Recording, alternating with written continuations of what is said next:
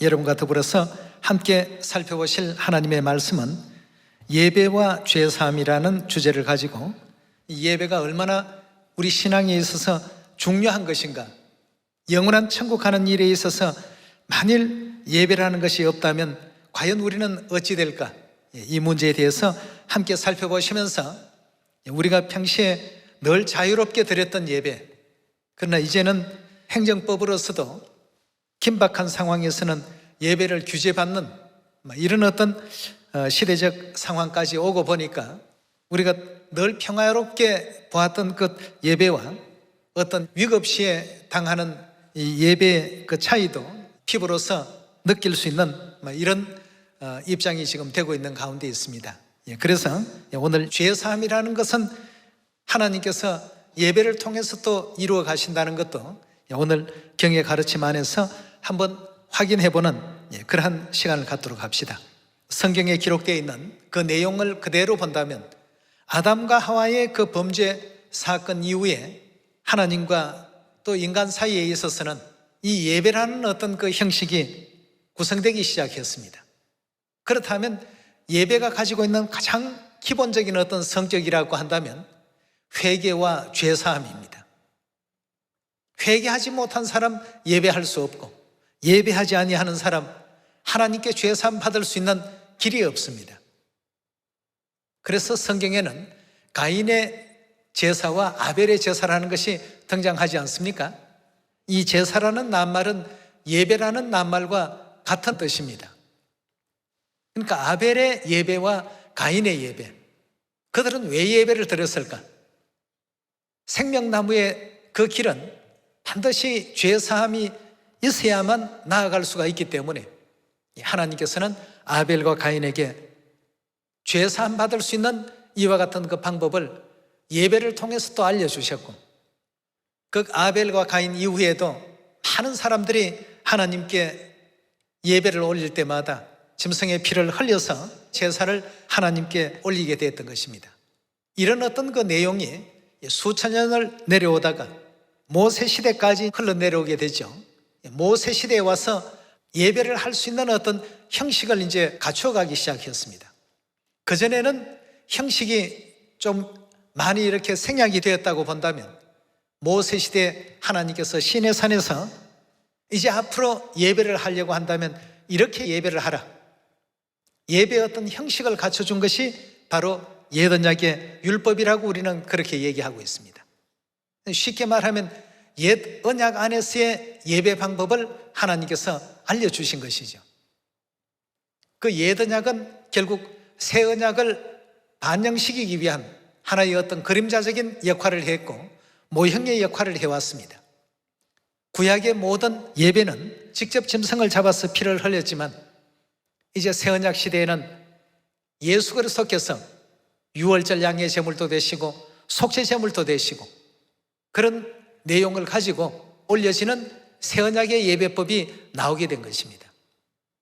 그럼 구약도 예배가 있었고 또 신약도 예배가 있습니다. 예배가 없는 가운데서는 죄사함이 절대 이루어질 수가 없습니다. 예배가 없다라고 한다면 하나님과 우리 인류 인생 사이에 벌어져 있는 그 간격을 메꿀 만한 다리가 없습니다. 이처럼 예배라고 하는 것은 우리 신앙에 있어서 굉장히 소중한 것입니다. 어떤 사람들은 예배에 대한 어떤 생각을 굉장히 소홀하게 생각하고 그저 시간만 맞춰서 적당히 어떻게 하면 되지 않겠느냐 이렇게 생각을 하기 쉽습니다만 이 새 언약에도 새 언약의 규례가 있고 법도가 있고 옛 언약에도 옛 언약의 규례와 법도가 다 있지 않습니까?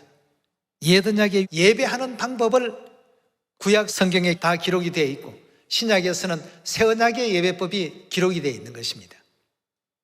이렇다라고 한다면 예배가 없는 가운데서의 우리 신앙 결코 있을 수 없습니다. 예배가 있어야 됩니다.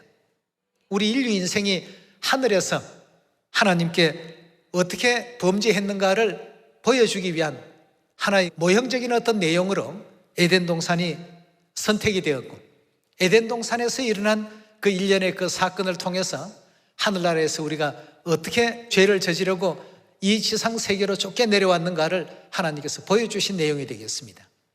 그렇다면 다시 잃어버렸던 그 낙원을 회복하기 위해서는 하나님께서 예배를 통해서 우리의 중심을 지금 보시기를 원하십니다.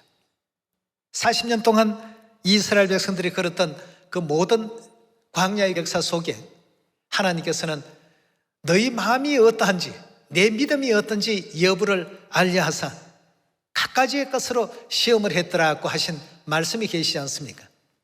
그래서 우리에게도 안식일 예배와 또 매일 드리는 오전, 오후 상번제 예배와 또 1년에 한 번씩 드리는 각종 연간 절기 예배를 통해서 항상 하나님을 대하는 우리의 어떤 그 자세와 우리의 태도를 지켜보고자 하시는 것입니다. 그렇게 해서 마침내 하나님께서 이 땅의 생애가 다 끝나는 인류 인생들에게 판결을 하시고 심판을 하실 때 회개한 어떤 영혼과 회개치 못한 영혼을 판별하시기 위해서 예배라고 하는 이 중차대한 이 내용을 허락해 놓으셨습니다. 자, 예배가 없다라고 한다면 우리 신앙이 없는 거나 다를 바가 없습니다. 자, 우리 창세기 4장 1절의 말씀 보시면 아담이 그 아내 하와와 동침하매 하와가 잉태하여 가인을 낳고 이르되 내가 여호와로 말미암아 덕남하였다 하니라. 그가 또 가인의 아우 아벨을 낳았는데 아벨은 양치는 자이었고 가인은 농사는 자이었더라. 세월이 지난 후 가인은 땅의 소산으로 제물을 삼아 여호와께 드렸고 아벨은 자기도 양의 첫 새끼와 그 기름으로 드렸더니 여호와께서 아벨과 그 제물을 연납하셨으나 가인과 그 제물은 연납지 아니하신지라. 가인이 심히 분하여 안색이 변하더라. 가인의 제사와 아벨의 제사, 우리 성경 속에서 등장하는 인류 최초의 예배의 모습입니다. 가인과 아벨은 왜 이런 예배를 드렸을까? 왜 이런 제사를 드렸을까? 이 제사 속에는 속죄의 의미가 있습니다. 어떻게 하면 지난날에 지었던 죄에 대해서 용서를 받고 또 죄사함을 받을 수 있는가? 또 지난날의 모든 죄에 대한 회개의 그 의미가 이 예배 속에 있습니다. 그렇기 때문에 예배가 없다는 것은 죄사함이 없다는 의미가 되어버리고 회개가 이루어지지 않고 있다는 의미로서 간주되기 때문에 예배라는 신앙은 우리 신앙에 있어서 빼놓을 수 없는 가장 중요한 의미 중에 하나가 되겠습니다. 그래서 우리가 예배를 드리더라도 하나님의 그 규례에 올바른 어떤 예배를 드리기 위해서 안식일이 토요일이냐 일요일이냐 이 문제에 대해서도 상당히 또 민감하게 또 날짜와 또 그 규정에 대해서 맞는가 맞지 않는가 확인을 하고 있지 않습니까? 또 유월절 그 규정에 맞는가 맞지 않는가 아벨과 가인의 두 제사에 비유해 본다면 잘못된 것은 가인 쪽의 예배가 되고 올바른 쪽은 아벨 쪽의 어떤 예배로서 그렇게 비유하지 않습니까? 예, 그래서 창세기 4장에 보면 가인과 아벨의 제사는 결국 아담과 하와가 원래 그 있었던 에덴 동산을 어떻게 하면 회복할 수 있는가를 하나님께서 알려주신 내용이라고 볼 수가 있겠습니다. 자, 그래서 구약의 모든 그 제도들이 성문화되지 못한 가운데 수천 년을 흘러내려오다가 모세 시대에 와서 성문화가 되어서 이 예배가 어떤 성격을 지니고 있는가를 명시해 주신 내용이 있습니다. 우리 레위기 4장 열어보도록 합시다. 4장 1절의 말씀 보시면 여호와께서 모세에게 일러 가라사대 이스라엘 자손에게 과하여 이르라. 누구든지 여호와의 금령 중 하나라도 그릇 범하였으되 만일 기름 부음을 받은 제사장이 범죄하여 백성으로 죄를 입게 하였으면 그 범한 죄를 인하여 흠없는 수송아지로 어떤 제물을 삼아 하나님께 드리라고 했습니까? 여기에 지금 보니까 속죄의 제물을 삼아서 여호와께 드리라고 했습니다. 우리의 지었던 모든 그 죄를 속함받기 위해서 우리가 행하는 그 행위가 바로 예배입니다. 구약에서는 제사라는 단어로 표현했고 신약에서는 예배라는 단어로 표현을 했습니다만 다 동일한 말씀이 되겠습니다. 이 예배가 없다라고 한다면 하나님께 우리가 죄 사함 받기 위해서 나아갈 수 있는 창구가 없어집니다. 이래서 하나님께서는 아벨의 제사가 쭉 이어져 내려오게 하시고 모세 때 와서 그 제사의 어떤 근본적인 성격을 하나씩 하나씩 규정으로 이제 정리해 놓기 시작하신 것입니다. 이것이 이제 예언약의 율법이 되는 것이죠. 구약의 모든 제사는 속죄의 어떤 의미가 그 속에 표현이 되어 있고, 죄를 지었던 죄인에게 있어서는 회개의 어떤 그 의미가 그 속에 내포되어 있습니다. 죄인은 회개하는 어떤 표현을 하나님께 드리고, 하나님께서는 그 내용을 통해서 죄인의 회개를 바라보시고 그 죄를 용서해 주시고 속해 주시는 이 의식이 바로 제사요 예배가 되겠습니다. 13절의 말씀 넘어가 보겠습니다. 만일 이스라엘 온 회중이 여호와의 검령 중 하나라도 그릇 범하여 허물이 있으나 스스로 깨닫지 못하다가 그 범한 죄를 깨달으면 회중은 수송아지를 속죄제로 드릴지니 그것을 회막 앞으로 끌어다가 회중의 장로들이 여호와 앞에서 그 수송아지 머리에 안수하고 그것을 여호와 앞에 잡을 것이요 기름 부음 받은 제사장은 그 수송아지의 피를 가지고 회막에 들어가서 그 제사장이 손가락으로 그 피를 찍어 여호와 장 앞에 7번 뿌릴 것이며, 이렇게 해서 어떤 제물을 하나님께 가져가서 그걸 제사에 사용하고, 송아지를 사용하고, 어떤 때는 또 양을 사용하고, 어떤 때는 염소를 사용하고, 어떤 때는 비둘기를 사용하고, 이런 제도가 전부 있게 된 것 가장 그 중심에는 죄라는 것이 연루되어 있습니다. 그렇다면 예배는 죄 지은 죄인들이 하나님 앞에 우리가 지난날 살아왔던 삶의 그 행위를 보니까 전부 죄로 얼룩져 있습니다.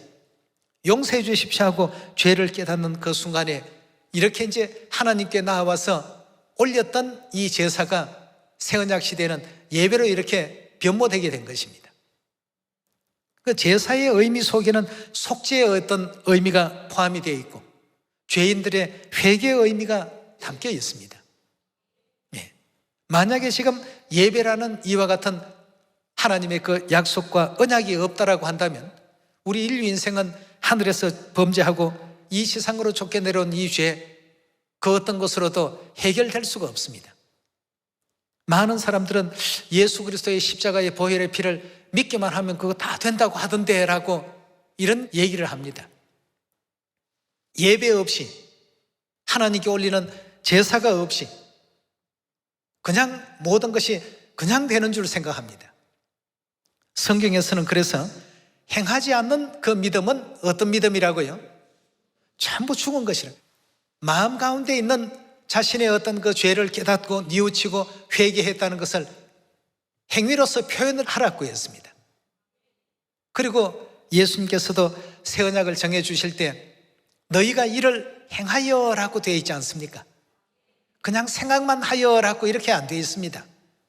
전부 행해야 되는 이 모든 것이 구약과 신약 66권 전체를 연결해 가지고 보면 전부 제사입니다. 전부 예배입니다. 예수 그리스도께서도 멜기세덱의 반차를 쫓는 뭐라고 했습니까? 대제사장이라. 그럼 대제사장이 하는 일이 뭡니까? 제사가 없는데 제사장이 필요합니까? 없죠. 새 언약 이 제사가 있기 때문에 멜기세덱의 제사장도 필요하게 된 것입니다. 예배가 없다면 멜기세덱의 예배 방식인 새 언약의 규례도 진리의 제도도 다 의미가 없는 것입니다. 그래서 예배 안에는 속죄와 또 죄사함과 또 회개와 이런 모든 것이 포함이 되어 있기 때문에 매 예배가 매 순간순간 신중하고 또 중요할 수밖에 없는 것입니다. 그럼 예배라고 하는 것이 도대체 뭔가? 그냥 뭐 기도하고 찬송하고 그럼 그게 예배 아닌가? 그 기도와 그 찬송이 어떤 의미를 가지고 하는 것인지를 알고 우리가 해야 되겠습니다. 그 속에 진정한 마음을 다하고 뜻을 다하고 목숨을 다하고 힘을 다하고 성품을 다한 회개가 있어야 되겠습니다. 그리고 속죄의 어떤 뜻을 하나님께 그 회개를 통해서 전달하는 것이 바로 오늘 이 예배가 되겠습니다. 그래서 구약에는 항상 그때마다 저는 이 짐승처럼 죽을 수밖에 없는 인생이었습니다 하고 이제 그 짐승을 어떻게 합니까? 죽입니다. 거기에서 피를 흘리죠. 그 짐승의 죽음은 나의 죽음을 대신한 것입니다.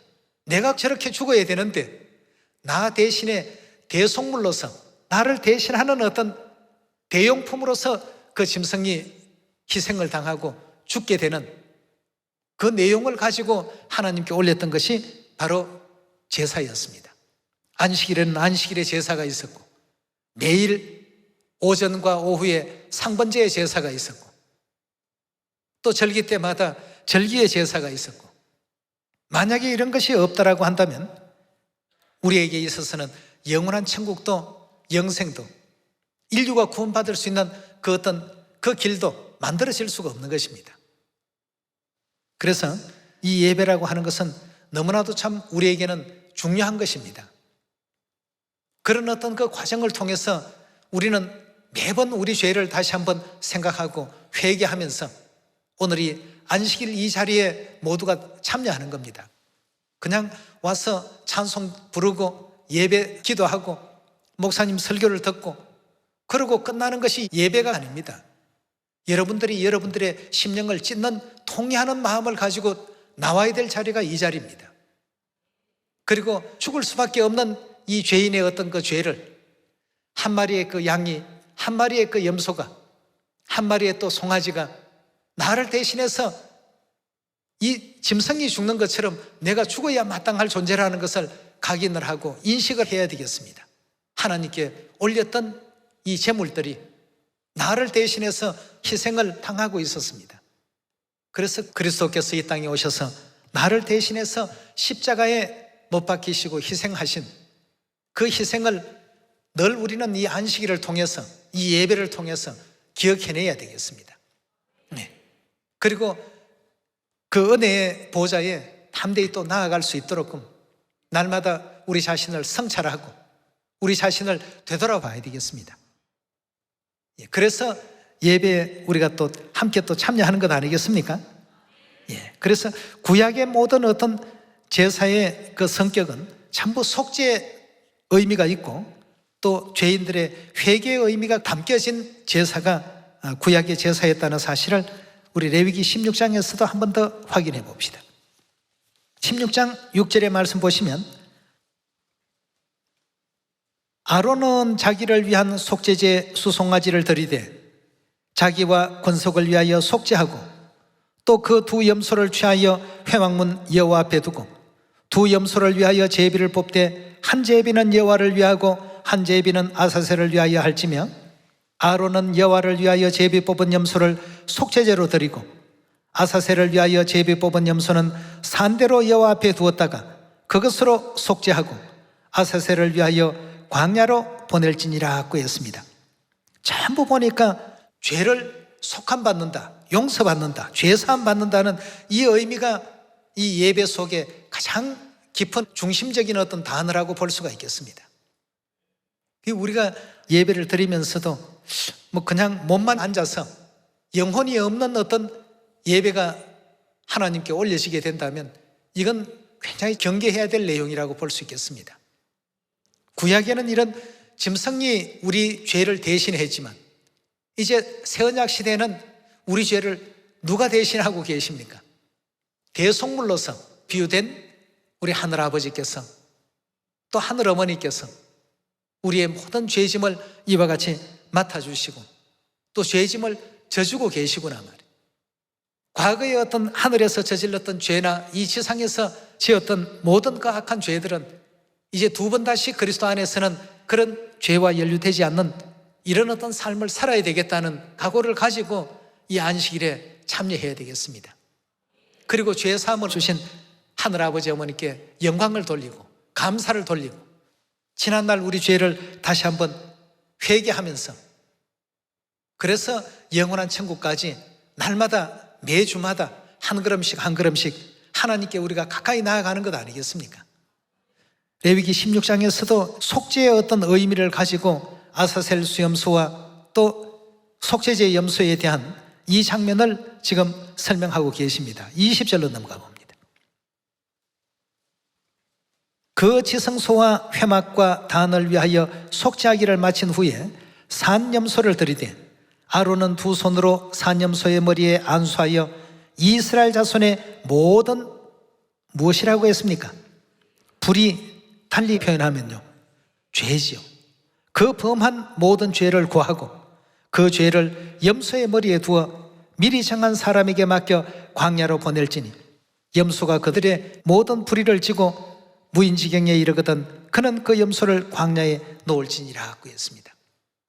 전부 보면 구약의 예배의 가장 중심적인 단어는 속죄입니다.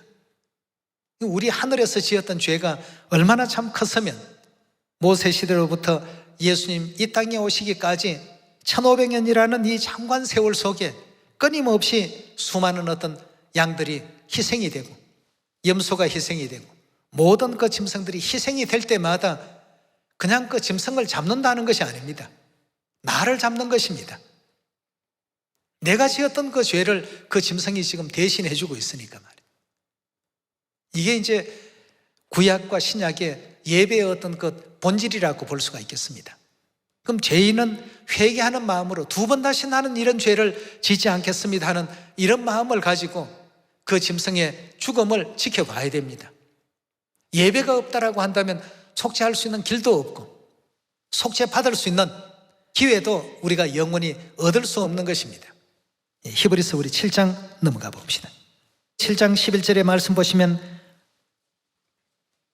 레위 계통의 제사 직분으로 말미암아 온전함을 얻을 수 있었으면 백성이 그 아래서 율법을 받았으니 어찌하여 아론의 반차를 쫓지 않고 멜기세덱의 반차를 쫓는 별다른 한 제사장을 세울 필요가 있느뇨. 제사의 직분이 변적한즉 율법도 반드시 변적하리니 제사 직분이 아론의 직분에서 멜기세덱의 직분으로 변적되었고 옛언약의 율법에서 새언약의 율법으로 변적됐죠. 그래서 여기에도 지금 주신 말씀과 같이 레위 계통하면 모세 시대의 어떤 그 제사 직분으로는 우리 인류가 온전함을 받을 수 없었습니다. 그 예배는 온전한 예배가 아니고 하나의 어떤 모형적인 예배였지만 이제는 멜기세덱의 그 예배는 온전한 예배가 되는 것입니다. 멜기세덱의 그 예배에 있어서 가장 중요한 실체는 우리의 모든 죄를 하나님께서 대신해 주신 것 아니겠습니까? 그 거룩하신 보혈의 피로 말미암아서 우리가 하나님의 자녀의 권세를 얻고 또 죄사함을 얻고 영원한 천국 고향 회복해서 영생과 복락을 얻게끔 하시는 것이 아버지 하나님, 어머니 하나님의 위대하신 사랑이요 위대하신 예배가 아니겠습니까? 예. 이런 의미를 가지고 히브리서 우리 7장 21절로 한번 넘어가 봅시다. 21절의 말씀 보시면 저희는 맹세 없이 제사장이 되었으되 오직 예수는 자기에게 말씀하신 자로 말미암아 맹세로 된 것이라. 주께서 맹세하고 뉘우치지 아니하시리니 내가 영원히 뭐가 되었다고요? 제사장이라 하셨도다. 이와 같이 예수는 더 좋은 언약의 보정이 되셨나니라. 저희 제사장 된 자의 수요가 많은 것은 죽음을 인하여 항상 잊지 못함이로되 예수는 영원히 계심으로 그 제사 직분도 어떻다고 했습니까? 갈리지 않더라고 했습니다. 예수님께서 이 땅에 오셔서 희생해 주시고 인류를 대신해 주신 그 새언약의 제사의 직분, 즉 예배의 그 직분은 영원히 어떻다고요? 바뀔 수 없습니다. 제사 직분이 절대 변할 수가 없습니다. 갈리지 않는다라고 했습니다. 그렇다면 예수 그리스도께서 제사의 직분을 가지고 계신다라고 한다면 하나님께 올려져야 될 제사, 즉 예배가 존재되어야 된다는 뜻입니까? 존재하지 않아야 된다는 뜻입니까? 예, 제사가 있어야 제사 직분이 있는 것이고 또 제사장의 그 직분을 가질 수 있는 것 아니겠습니까? 25절의 말씀 계속 보시면 그러므로 자기를 힘입어 하나님께 나아가는 자들을 온전히 구원하실 수 있으니 뭘로서 구원을 하실 수 있다는 것입니까? 영원히 가지고 계신 그 제사의 직분을 통해서 하나님께 나아가는 자들을 온전히 구원하신다고 했습니다. 이는 그가 항상 살아서 우리를 위하여 간구하심이라고 이렇게 성경은 우리에게 알려주고 있습니다. 그럼 예수님께서 가지고 계신 이 제사의 직분이 어떤 직분이죠? 우리 히브리서 5장 8절의 가르침을 보도록 하겠습니다. 그가 아들이시라도 받으신 고난으로 순종함을 배워서 온전하게 되었은즉 자기를 순종하는 모든 자에게 영원한 구원의 근원이 되시고 하나님께 멜기세덱의 반차를 쫓는 어떤 직함을 가지고 계십니까? 대제사장이라 칭하심을 받았더라고 했습니다. 결국 대제사장 계신다라고 하는 것은 제사가, 즉 예배가 존재한다는 뜻입니다. 그럼 멜기세덱의 반차를 쫓는 이와 같은 대제사장이라고 하니까 멜기세덱의 반차의 그 의미를 우리가 올바르게 이해해야 될 줄 믿습니다. 멜기세덱 창세기 14장 17절 등장하죠. 아브라함을 만났을 때 떡과 포도주로서 아브라함에게 복 빌어준 제사장 아니었겠습니까? 그 제사의 직분을 그대로 쫓는다 하는 것은 따른다는 의미가 됩니다. 그 예식과 형식을 그대로 추구한다는 뜻 아니겠습니까? 누가 말입니까? 예수 그리스도께서 멜기세덱의 반차를 쫓는 대제사장이라고 이렇게 알려주고 있습니다. 그럼 그런 내용을 통해서 예수님께서는 어떤 멜기세덱의 제사권을 행사하셨는지 마태복음 26장 17절의 말씀 보겠습니다. 무교절의 첫날에 제자들이 예수께 나와 가로되 유월절 잡수실 것을 우리가 어디서 예배하기를 원하시나이까? 라고 했습니다. 자, 멜기세덱의 가장 심볼이라고 한다면 떡과 포도주인데 멜기세덱의 반차를 쫓는 예수 그리스도께서 어떻게 대제사장의 그 직분을 행사하시는지 26절에 넘어가 봅니다. 저희가 먹을 때에 예수께서 뭘 가지셨다고요? 떡을 가지사 축복하시고 떼어 제자들을 주시며 가르사대 받아 먹으라 이것이 내 몸이라 하시고 또 잔을 가지사 사례하시고 저희에게 주시며 가르사대 너희가 다 이것을 마시라 이것은 유월절의 그 포도주는 뭘 얻게 한다고요? 죄 사함을 얻게 하려고 많은 사람을 위하여 흘리는 바 나의 피 곧 언약의 피니라 하고 했습니다. 그 아브라함 당시에 등장했던 멜기세덱이 떡과 포도주를 가지고 아브라함에게 복을 빌어주었던 것처럼 또 새언약 시대 멜기세덱의 대제사장 직분을 가지신 그리스도께서 동일하게 어떻게 하고 계십니까? 떡과 포도주로 뭘 세우고 계시죠? 새언약을 지금 세우고 계십니다.